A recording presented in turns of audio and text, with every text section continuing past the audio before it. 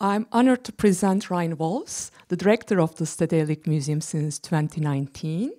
And before joining the Stedelijk Museum, he has held crucial positions in museums and art institutions in Germany and Switzerland, including the Boymans Museum that we focused 2 weeks ago within the framework of the Museum Talk series. And tonight he's gonna focus on how the Stedelijk Museum has been adapting to the rapid transformation since the Second World War, and how he and his team is preparing for the drastic and rapid changes awaiting us in the future. For this year's program, the museum's talks are from the Netherlands, so I'd like to acknowledge the invaluable contribution and support of the Consulate General of the Netherlands in Istanbul. The Consul General is with us, and without their support, it would be impossible for us to realize these programs. We are going to have 2 more talks in October and November. Please feel free to join us. And Rein, the floor is yours. Thank you.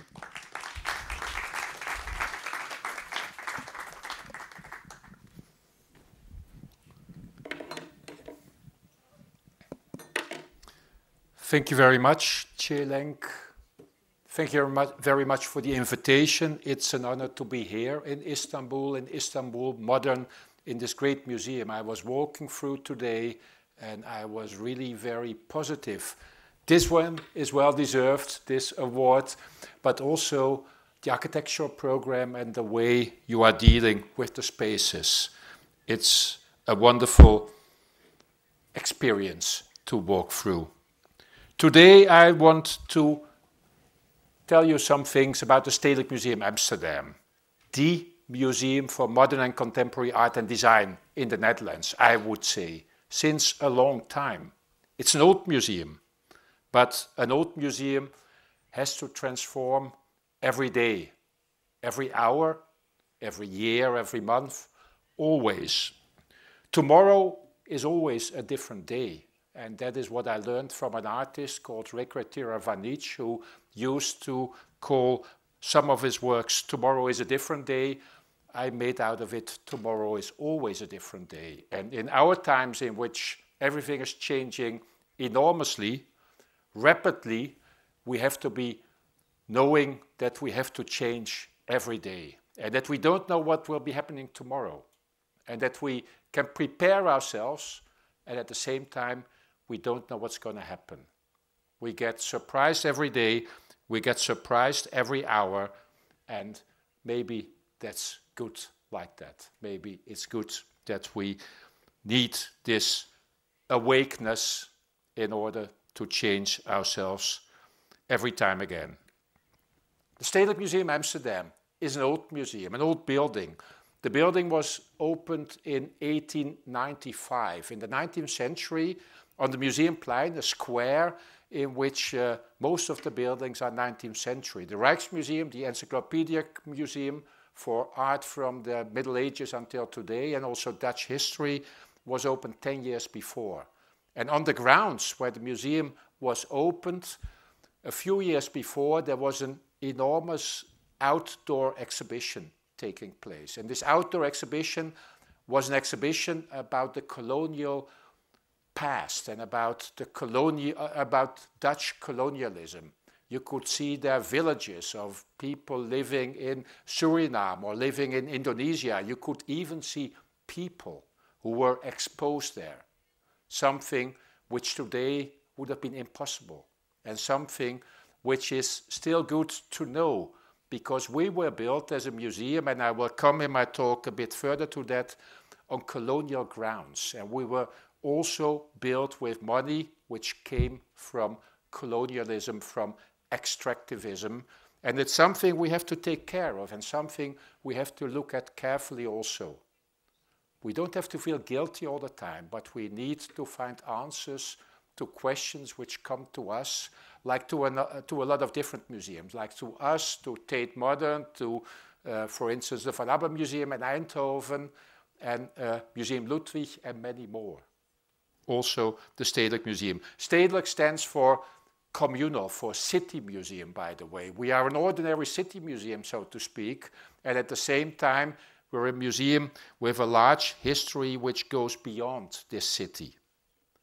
When the museum was founded, it was more like a collection of everything. It was a collection of painting, but also a collection of objects, a collection of art, but also a collection of things which were not supposed to be art and not meant to be art. It was a bit of everything. And it was an old building with dark walls, with painted walls, with, let's say, Petersburger kind of installation, salon kind of installation. And it was like brickish in the inside. It was reddish, it was brownish, it was brick walls on the inside like on the outside also. A real Dutch 19th century museum. You came in, you went up the staircase like we go to the Olymp of the arts, and up there, and also in the rooms down there, you were able to see the best of possible things. And when you came up, you had this huge corridor, this huge space around the staircase with a top light on top of it, with the best light coming inside this building, was very dark on the inside and which was not able to cope with this light coming in. And then we had a curator in 1938. In 1938 there was this curator, Willem Sandberg, who was chief curator at the museum, at the Stedelijk Museum, 2 years before the war. And in those weeks the director was on leave. This is the story. This is the narration, this is the myth maybe also. And during the leave of the museum, Willem Sandberg was able to create in Europe the birth of the white cube. Already in MoMA was a white cube realized by Alfred Barr 3 years before. But in 1938, Willem Sandberg started to make the Stedelijk Museum contemporary, and started to make it into one of the first museums in Europe to be able to collect and to present in a contemporary way. The birth of the white cube. He painted everything white. In 2 weeks, half of the museum was white. And this was the way of creating an environment for contemporary, for art, and not for things, not for just things. No, it was the way to create a museum which was able to take care and to highlight the things it was going to show. And the staircase became another staircase. This is a picture from 2012, but still, this is how it came out in 1938. And after the war, in 1945, Willem Sandberg became the director of the Stedelijk Museum.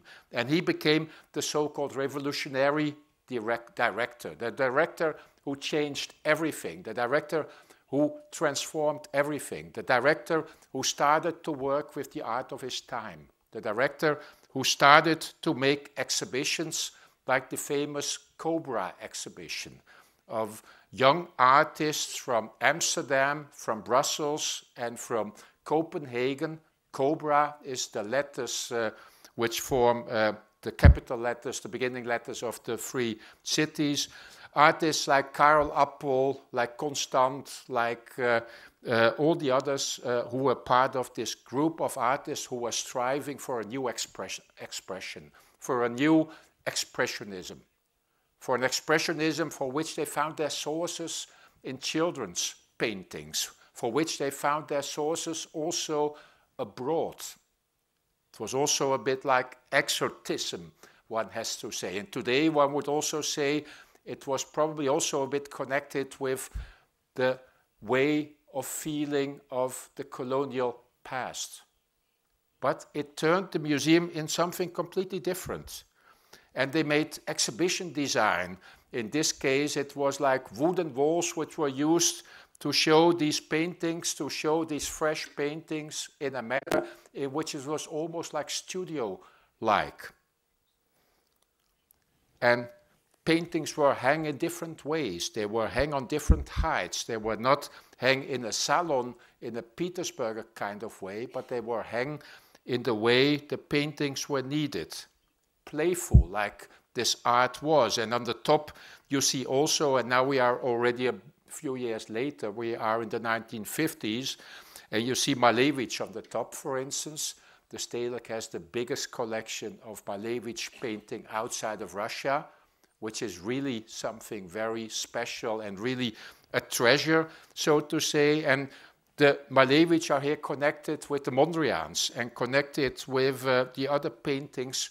You have the Dutch abstraction like Mondrian and Rietveld, and you have also the Russian constructivism, the Russian abstraction, and they connected to each other. Willem Sandberg started to narrate stories, to make stories, to tell stories about the art. Not necessarily in a very art historical way, but in a way in which he tried to find the core of the different works of art and bring them together, make bridges between different periods and bridges between different regions. Because as we see it right now, the Dutch abstraction was a bit different than the Russian abstraction. And at the same time, it was very interesting, also on a formal level, to compare the two with each other. He opened the doors of the Stedelijk Museum. He opened the garden of the Stedelijk Museum. And a bit later, it was turned into a sculpture garden with this Tajiri there. And we see also Tangeli there, for instance. And we see many works which were on the outside, and people were able to sit in the garden and to think like the museum as their own kind of backyard. To think of the museum as something they could feel at home. A very social feeling about the museum. A very social feeling which, when we think about it like now, about the past, we don't remember this in a way. We always thought the museum was this white cube in which you have to be silent, not speak to each other, reflect, concentrate, go out, and start to speak about it later.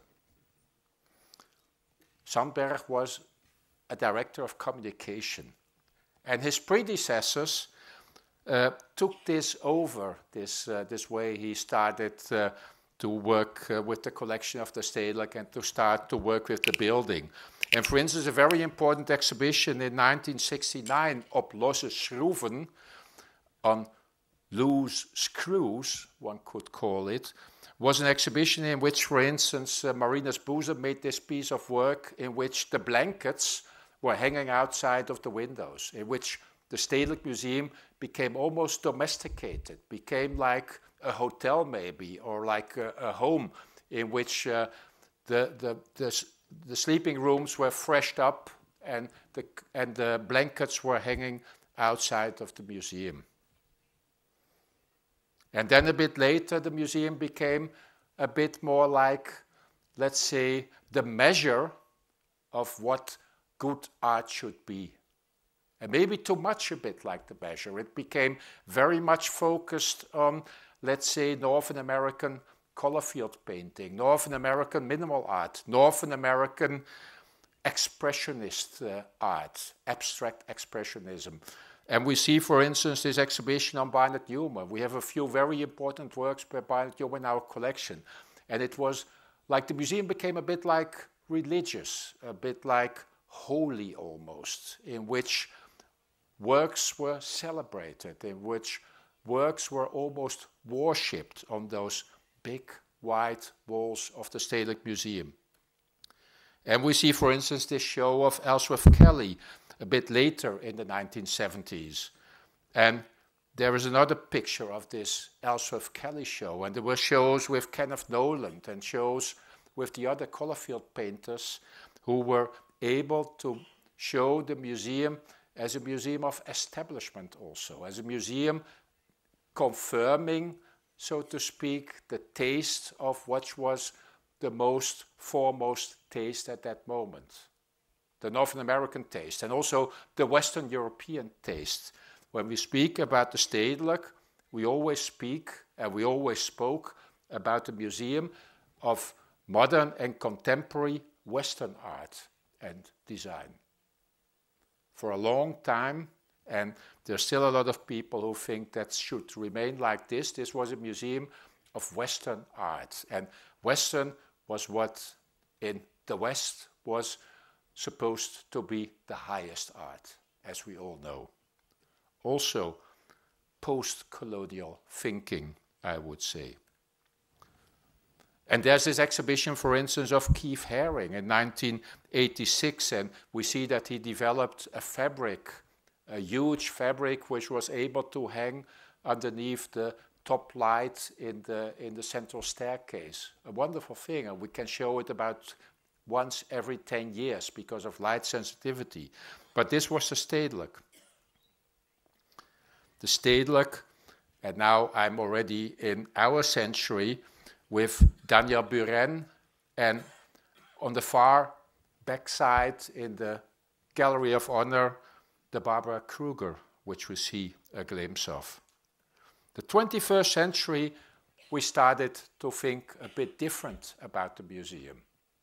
And the 21st century at the Stedelijk started in 2012, not in 2001, because in 2012, the extension was built, and the museum had been closed for almost 10 years during this construction period.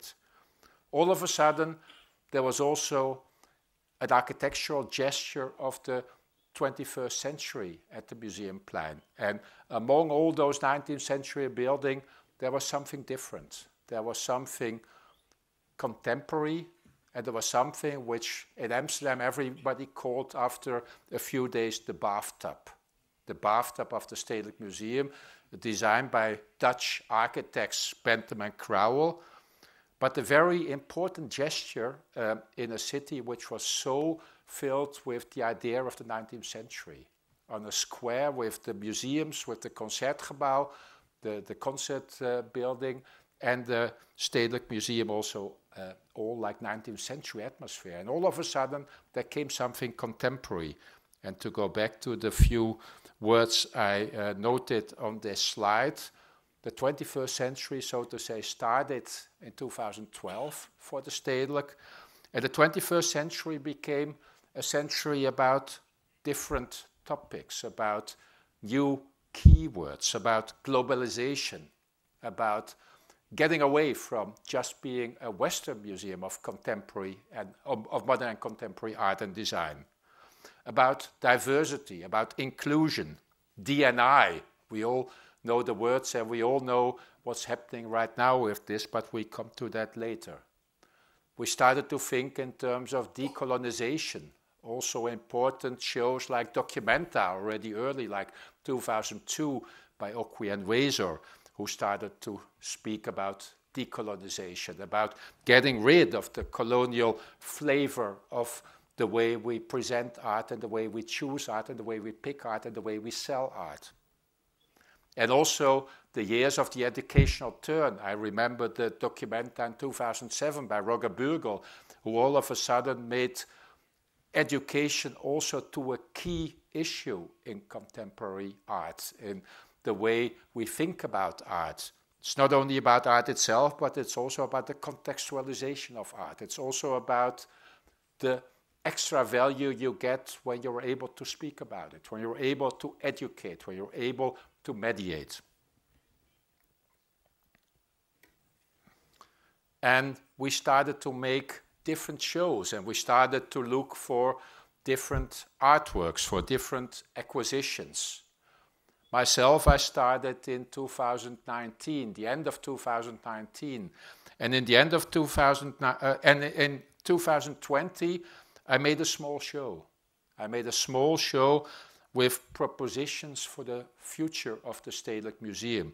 It was called Small World, Real World, and it was called like this because we had the feeling that in this global perspective, in this global world, the world became smaller. Everything came nearer together, and we had to think about everything. We could travel everywhere. We could work everywhere. We could even work remotely, which we found out 2 years or a year later when or during the show when pandemic started and when we were forced to sit in our home office and to work remote.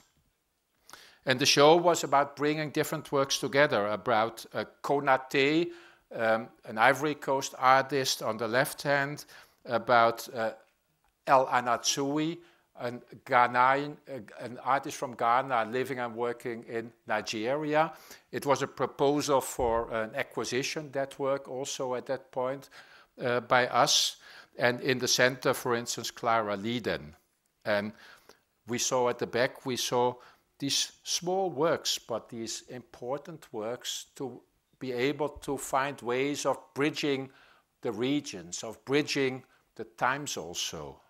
It was, and I learned this from Sandberg, I must say, and that's the last comparison I make to Sandberg, but I learned it from Sandberg to make these connections and to have a wonderful Malevich on top and having two small paintings by Ethel Adnan. We could just acquire them in 2019, 2020, and a Willem de Rooij work which deals about colonialism on the bottom.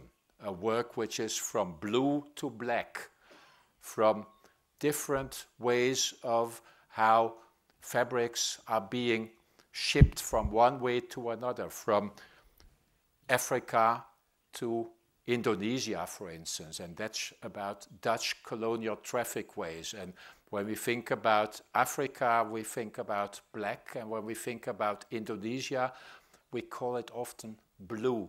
And so those are the works which could come together on a formal level, but also on a level of openness, of being open to the rest of the world and finding solutions, finding formal solutions for ideologies and for ideas. And we had a show which we had a lot of critique on also, a show which for a lot of people looked almost like an ethnographic show, a show about Kirchner and Nolde, a show about expressionism, and a show which also tried to make clear where they got their subject matter from. Where they got their subject matter from, and especially Nolde was a great collector of works from different regions, of ethnographic objects. Today, we're not speaking about ethnographic objects anymore. We're speaking about extra-European artworks. We speak about works, artworks, quite often also from different regions in the world.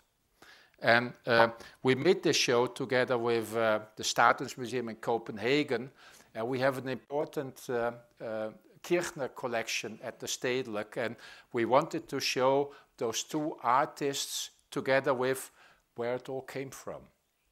Kirchner went always into the ethnographic museums in Dresden and in Berlin, and got a lot of his subject matter from there. Nolde had a big collection. And we showed it together. We showed parts of the collection of Nolde together with his works.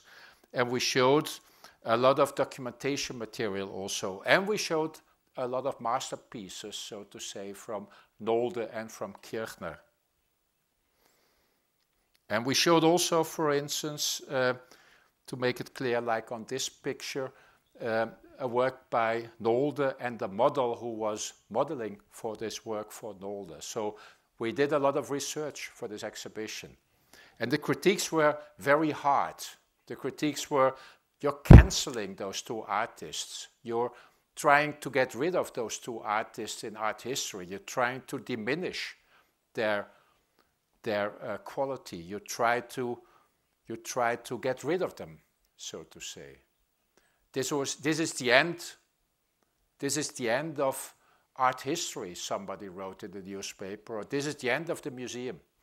And at the same time, there was no word written about works from other artists also in this show. There was no word about this. There was just the idea you can't compare the one to the other.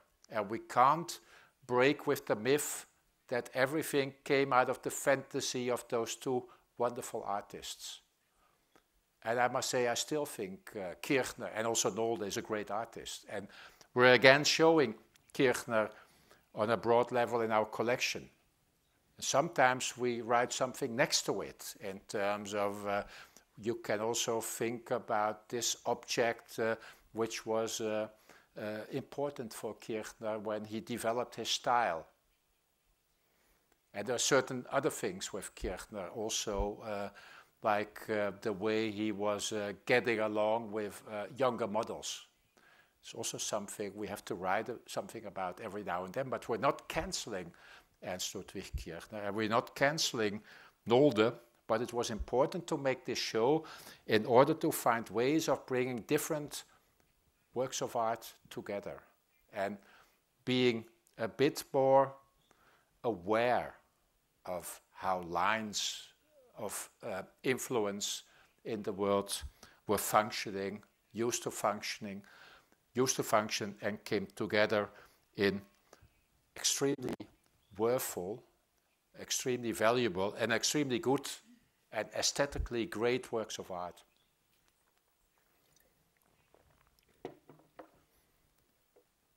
We needed to do things. We were in a situation in the Netherlands specifically, but also in other European countries and also in American countries, to find ways to get along with our past.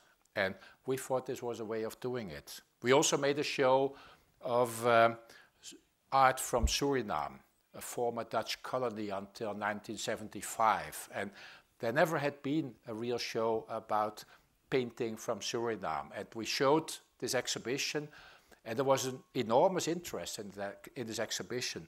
Part of the duration of the show fell into a lockdown again, but still apart from that, it was a very popular show. And it was a show with which we could reach a lot of new visitors to the exhibition, and a lot of people with a Surinamese or otherwise a migration background. And I think it was important to do it. And it's interesting because you see the work on the right side, which is a work by Nola Hatteman, a white artist, a white Dutch artist who went to Suriname and started a school there. And this painting was in storage for about 35 years or 40 years. And all of a sudden it became a new, almost I would say, masterpiece in the collection of the Stedelijk. And we got a lot of requests to lend it. And there was a request from the Venice Biennial for this work. But we couldn't lend it because we already had promised it to give to a show at the Metropolitan in New York. So things are changing. And things are changing for the better, I would say, and things are changing in a way which is necessary also to change. And we are very keen on trying to support with this transformation process. It's necessary, and it's the key of what we are doing the last years. It's not that much different of the revolutions that Sandberg was working on. But it's with other materials, and it's with other questions, and it's with another contextualization. We defined 4 years ago that apart from artist-driven, what the Stedelijk always was, we listen to the artists, we want to give the artist space to develop in an exhibition. We also want to be audience-driven, and we also want to be context-driven. We want to compare things with each other. We want to create context. We want to make clear where things came from. We want to make a contemporary context for the historic works in our collection, and we want to make an historical context for the contemporary work in the collection. We need to do this in order to be able to tell the stories which are the stories of our times and the stories which we need to speak about today. This is another exhibition by Rebe Jugerman. We just bought this painting a few years ago, this work, this installation. And Rebe Jugerman is also an artist from Suriname, and he's working with a lot of formal components of Dutch art, of the style of Mondrian, of Rietveld, and the others from that period, from the Dutch abstraction period. And at the other side with Surinamese, but also with North American forms and formal languages. And in the center, and we can't see it on this picture, neither on this one, I think, yeah, there was all those bottles which come also from Ghana, which was the main country where the slaves from Suriname came from. And when we in Holland, we always had the feeling that we didn't have any guilt.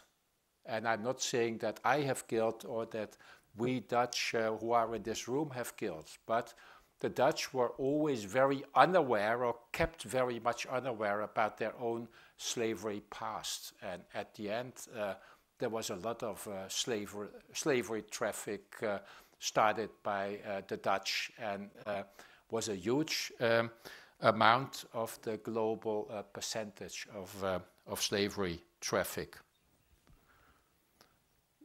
And we made a show of Felix de Roy, a Caribbean artist who lives in Amsterdam since 50 years. And he wanted specifically to make this show in order to have it look like an ethnographic show also, in order to make people aware of of where he came from. And at the same time, last year we made this show on textiles in art, on the power and politics of textiles. A large show, a group show together with the Barbican in London. And we see a Cecilia Vicuna here, but it was showing lots of works which also were sometimes for people on the border between ethnographic art and between contemporary art. And also due to the subject, but also due to the way artists are using, let's say, iconography of the earlier days or of different regions for their own art today. We had this conference about art and textiles with, for instance, Monir Al-Sol, with Mercedes Asplicueta and other artists, which was very insightful of giving us the ideas of why artists are so much working with these textiles today.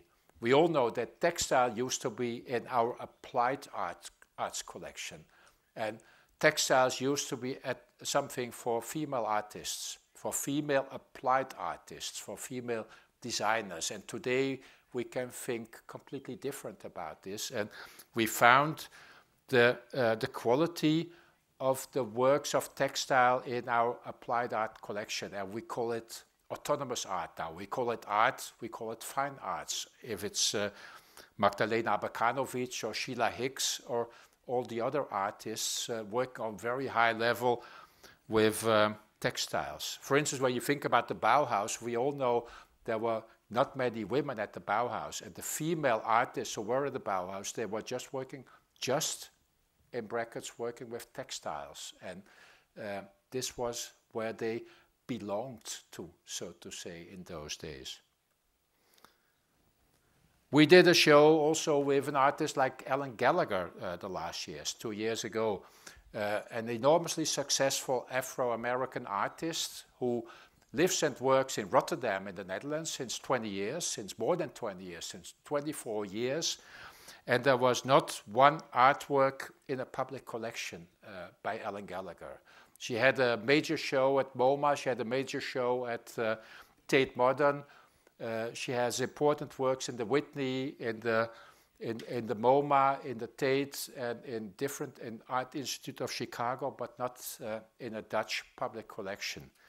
So we're right now working on an acquisition of those 4 paintings, of those 4 black paintings. Alan Gallagher made a lot of black paintings, and this is a particular one which he also reserved since 2016 for an important institution, because she doesn't want it to be in private hands. It's a work with a difficult title, with a complex title. It's called Negroes Battling in a Cave. It's like a racist joke. And the joke comes from a text which was found during a research, during an ongoing research on the black square of Kazimir Malevich in 2015, 100 years after he painted the black square. And underneath they found this sentence written in Russian text. And it's going back to a French artist again, Alphonse Allais, who wrote this text and who used this title for a very completely black work, which was called Negroes Battling in the Cave During the Night.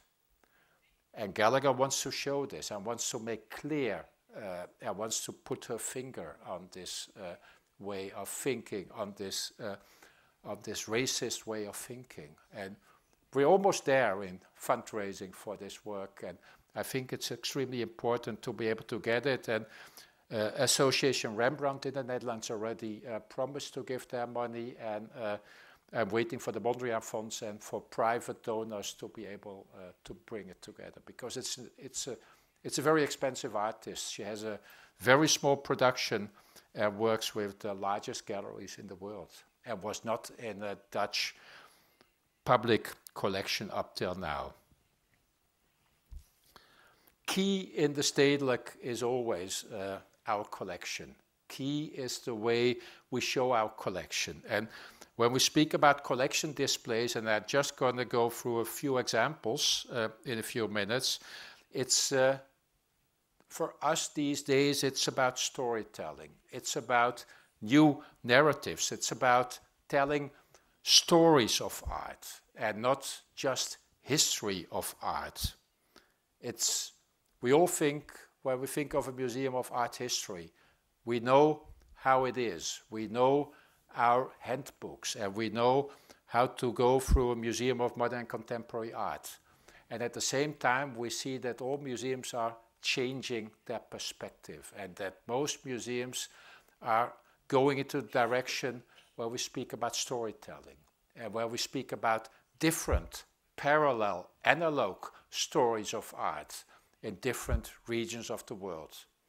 And we think about to bring works together on subject matter, or on a theme, or on a societal theme, to contextualize them and showing them in a different way. And at the same time, we also formulated some rules for us, some indicators in how we should work with our acquisitions. I formulated that we want to spend at least 50% for artworks from outside Western Europe and outside Northern America, and also for BIPOC artists, for Black, Indigenous, and people of color artists. We also formulated that we want to have a stronger focus on work by female artists. We have about 20% works by female artists in our collection, which is like a bit more than 100,000 pieces.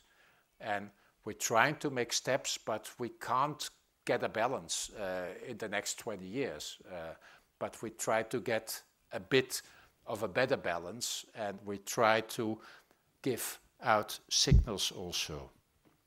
And we focus on themes like in-betweeners, like diaspora, like diasporic thinking, like things which are in between nation states, or ideas about in-betweeners.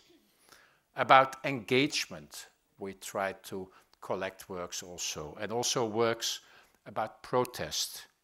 And just giving you a few examples, I'm promising not to talk for an hour and a half, so I must be a bit more speedy probably.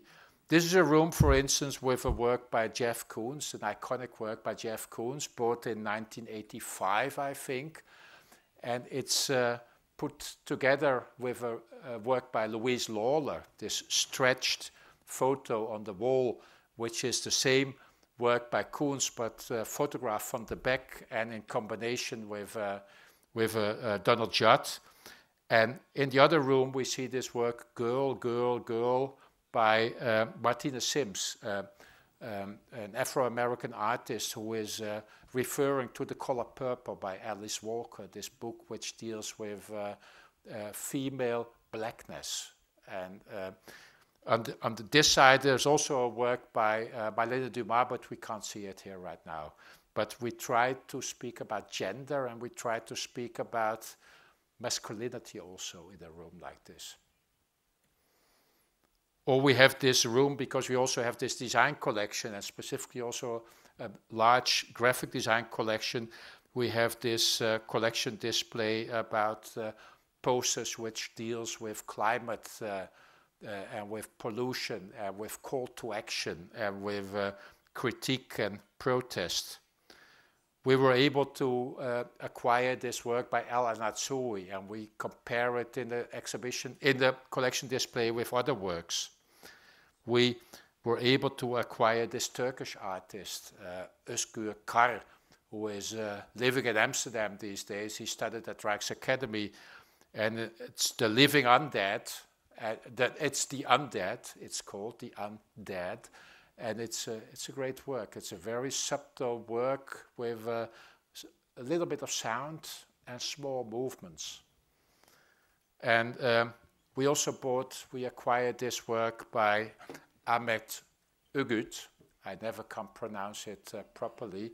And the work is called Bakunin's Barricade. And we bought this work 5 years ago, together with a contract. And the work is based on the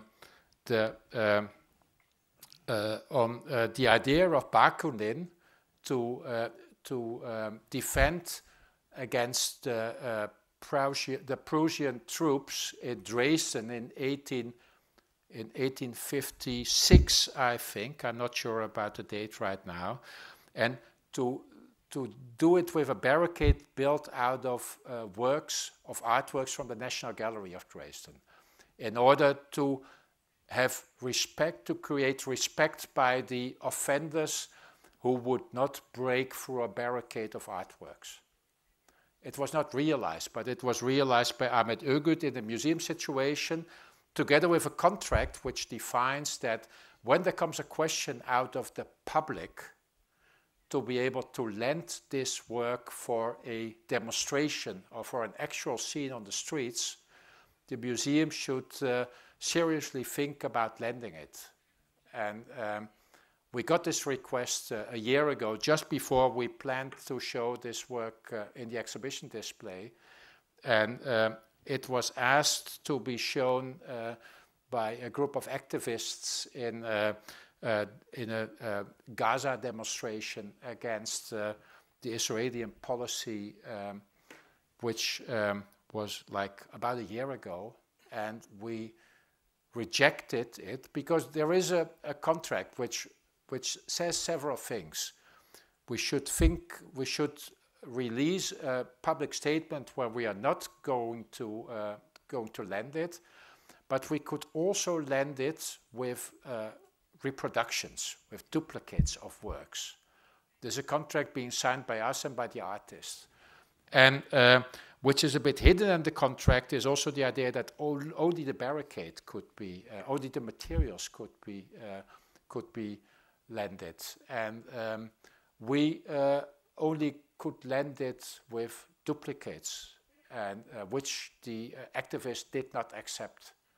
They didn't want it. They found this was too performative. And maybe they're right in this, but we can't put artworks, we can't put a Malevich and a Marlene Dumas, which are being owned by the city of Amsterdam, by the public case, so to say. We can't put them on the streets. So this is an ongoing discussion with the artists, and we both wanted to rewrite the contract and to be a bit clearer about certain things, but we don't come further right now. And the thing is, we want to speak further, but the thing is that activism is these days also turning into a one-dimensional way of communicating. And we can't communicate anymore. We can only communicate by public statements on Instagram. And I don't think this is the right way to do it when we have to speak about a contractual situation. The work is still in the museum, and we will take it down again later this year. And then we'll wait and see what will happen. There's a work, it was important for our seriousness in terms of being, of thinking about contextualization, thinking about engagement, thinking also about protest questions. And at the same time, we also have to say that we can't go all the way. And this is a dilemma for the museum. This is a dilemma for me. We all became 5 years ago a bit more activist in museum world, I think. And specifically the Black Lives Matter situation was something which called for this action. And at the same time, we know that we can't be as activist as we sometimes would like to be. And it's not our assignment, it's not our obligation, maybe also, to become like that. So maybe we had to rethink certain things, but we have to rethink certain things because we think that tomorrow is always a different day, so to say. And we have to be clear that we are in a situation where we have to revise our opinions every now and then also. It's not about our opinion about politics. It's about the question also of caretaking of works of the collection of the city of Amsterdam. We acquired this work by Arne Imhoff lately, but I go through a bit faster. This work by Rashid Johnson. We're more and more working with international donations because it's the only way to be able to find works which otherwise are not reachable for a museum like ours today. For a normal public museum, we have this Julie Moretu acquired. We have also acquired a few years ago this work by Anna Tereshkina, a Russian artist who was in jail and is not in jail right now, I think, but these are drawings she made in jail, and she was jailed for being a part of a demonstration in Moscow in 2020. And also this work of an LGBTIQ activist in Russia, Yulia Svetskova, who we bought a series of drawings, and she also was imprisoned, came out again, as far as I know, but the situation is very unclear. And we were able to buy these works via a curator who helped us to get them. And they were important for us also to show in terms of engagement questions, and aligned also to taking a position to human, to larger human and more universal human problems. Then we go back because we also still have the works we saw in the 1970s in the museum, and we show them. We don't cancel them. It's still a Frank Stella and a Barnett Newman, and we still have the work of Carl Andre. We didn't cancel him, but we also have work. We acquired work of his former wife recently, who died, and for her death, there was a lot of suspicion always on Carl Andre. But we think we need to balance this. We have also acquired works by this female artist, Corita Kent. In fact, a hidden pop artist who was in the cloister for a long time, who was a nun, and who started to make these works for education purposes. And they became all of a sudden being taken seriously in the art scene also, and it's an interesting way of thinking, of showing her work next to the work of Warhol and others who are in the room next to it.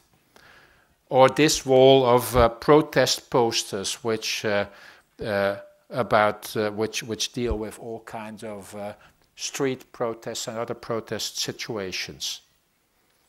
Or bringing together again Malevich and with a wink of the eye to to Sandberg, Malevich, and Mondrian, and Rietveld, and the other abstract artists from the Dutch movement. Maybe to come to a conclusion, I just want to show you a few more images of shows we recently had at the Stedelijk Museum. We had a Hito style show, I Will Survive, very immersive and making first steps in working with AI and new and other media, so to say.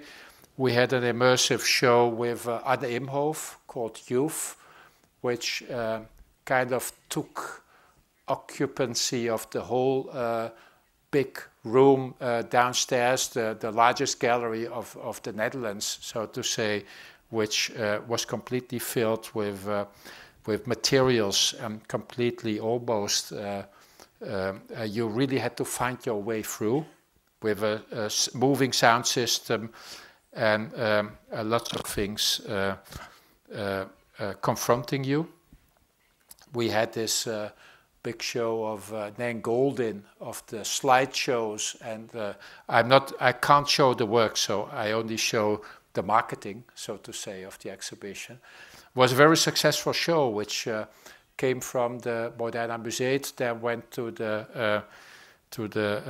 us, then to the National Gallery in Berlin, now goes to Milano, and then to the Grand Palais in Paris. And it's a completely up-to-date way of working by Nan Goldin. It makes it very much touching to be in those slideshows, in those cinema-like spaces. Then we had a Marina Abramovic retrospective, which dealt with performance every day, and which was important for us also because Abramovic spent about 25 years living in Amsterdam, and having Amsterdam as the center of her working activities, 10 years long together with Ulay, and then later as a solo worker. We have this gallery around the staircase, which we use for graphic design. This is graphic design by Christian Sarkis. We call this series Post No Bills, and it's a way of like using graphic design on a wall-filling way, so to speak, in an immersive way also, one could say. We have for 1 year this huge film by Nora Turato. We had this confronting show by Miriam Khan, which was also politically speaking very much discussed by people. We now have this design show by Forma Fantasma, who deal with design in almost like a scholarly and almost like exhibition building way, but also in a social way. It's about the relationship between man and sheep. And you learn a lot about sheep in that show, which can be helpful sometimes. Right now, we just opened the show with Pamela Rosenkrantz, who works with those, let's say, commercial myths and cosmetic myths, and also with different makeup and with, for instance, this huge, almost this huge pool of a color which should be the most favorite blushing color to use in terms of cosmetics. We will open soon a show with Sandra Mujinga. We do a lot of performance. We had the Selma Selman performance on this staircase in the White Cube, so to say. We had this performance of Michele Rizzo. We had this performance of Astrid Asmaili. And we had this public program with Renzo Martens. Now, Renzo Martens was the artist of the Dutch Pavilion, together with CATPC last year, a group of Congolese artists with whom together he installed the Dutch Pavilion. I don't want to go into details now, but Renzo Martens was showing this artwork by Jan Dibbets, a famous Dutch artist from the minimal art, from the conceptual art of the 1960s and 70s. And you see that Jan Dibbets was in that same show where also the blankets were hanging out of the windows of the Stedelijk, this Oplossenshoeve in 69. He was making a hole around to lay bare the fundaments, the foundations of the Stedelijk Museum on all four corners of the museum, to make the museum like to show the excavations and to show almost the foundations on which the museum was built. And Renzo Martens did the same thing for his public performance, for his public talk. He started with this performance and he laid bare one corner again, the foundations of the Stedelijk, because he wanted to lay bare, to make clear how the museum was built, where the foundations were. And the foundations of the museum for Renzo Martens are coffee, tobacco, and all kind of other, and a few other colonial products. And he is always making clear how the Stedelijk should react on this colonial past and on the colonial foundations of the museum. We're in discussion with him. We are still seeing how we get along with this. We had quite some discussion about it already. We are a museum which is discursive. We are a museum which wants to be discursive. We're also a museum which had a documentary made about itself, about our striving, our ambition to find more inclusion and diversity in the museum, in our programming, but also in our staff. This documentary called White Balls on Walls was shown on lots of places also around the world. It was also fragile. It was also confronting to see this, but we thought it was necessary to be transparent about certain processes in the museum.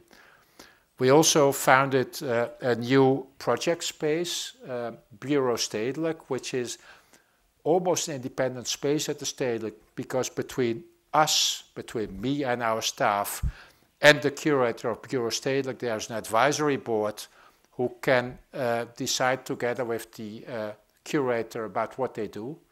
So they are independently behaving next to us, and they are a bit like a different space in the museum. So I am now 5.5 years at the museum, and 5 years ago we commissioned an artist to make a poster during the Black Lives Matter protests everywhere. And this is a depiction by Farida Sedok about the Black Lives Matter demonstration in the city of Amsterdam, which amidst the pandemic brought a huge number of people to the central square of Amsterdam, and which caused a lot of upheaval and a lot of people being engaged with it. And we commissioned the artist to do this because we found it was a turning point in also the way we as museums have to think about our history, about things like exclusion, about things like why do we have so few artists of color in our collection? Why do we have so few artists from regions outside of Western Europe and North America in our collection? And the future, whatever will be, will be. There are many risks. And the most important right now for us, and we go step by step because we don't know what will be happening the day after tomorrow, step by step, it's the pressure on diversity and inclusion coming from the United States, but also in the Netherlands, also in many European countries in which we have different governments these days, and in which we have a growing tendency of anti-wokeism. I don't like to use the word woke, but when you use the word woke in the original sense, it's a very positive word, I would say. And I said to my people, to my staff some weeks ago, we still should remain woke in the sense like we want to be woke and like we understand being woke. The only thing is maybe we need other ways of communicating about the wokeness, and maybe we shouldn't ask a filmmaker to make a documentary about our wokeness anymore, but maybe we should keep it on a more integral level. And for instance, we had an exhibition space in the collection display which was more on identity politics, maybe. We had one room filled with all works of artists with a Surinamese background. And we took them out of this room and we brought their work into different rooms. So be able to make clear that we are going through a natural process of seeing things next to each other and seeing things integrated and in another way. But it is a risk, the pressure on D&I. The changing balance between ethics and aesthetics is maybe the same thing. There's every week we have to, we look at the balance. We see what are the ethical problems today. Is there ethical sponsorship problems? Is there activism which can get us on something which is in our sponsorship? Is there the ethical question about D&I also? Is it, how do we get along with it? And on the other hand, the aesthetical questions. We have a period of maybe 5, 6, 7, 8 years behind us in which ethics became far more important than it used to be in the contemporary art scene. And now we're at the turning point in which we have to see how do we get along with ethics for the future. How does ethics endanger us on one hand, and how should we stick to all ethical, to the highest ethical standards to be able to survive also. And at the same time do our aesthetic work. And this is sometimes a conflict of interest. No, not a conflict of interest, it's a conflict. But the chances are that also tomorrow there will be existing new and other narratives, and there will be new stories coming up. There will be new audiences coming to the museum. There will be different audiences coming. There will be new people coming. There will be young people coming. There will be old people coming. There will be a lot of people coming, or maybe there will be a bit less people coming. It's difficult questions, but there's chances everywhere. As long as what we say at the Stedelijk, tomorrow is always a different day. We don't know what's going to happen, so we react from case to case. We are in an ad hoc society in a way. That I just want to say we need to be flexible every day, and we need to decide on the spot sometimes. And this is maybe what's very apt for a museum for contemporary art, for a museum which is not just only a white cube anymore, not only about purity, because museums maybe got more social relevance today, and that's also a good thing I wanted to conclude this talk with. Where we want to survive, we have to be relevant. Where we want to survive, we have to think about ethics and about aesthetics. Where we want to survive, and we want to survive, there's no question about that, we have to think about being woke, and we have to think about communication, and we have to think about a lot of things. And we have to believe in the future, whatever it will be. Thank you.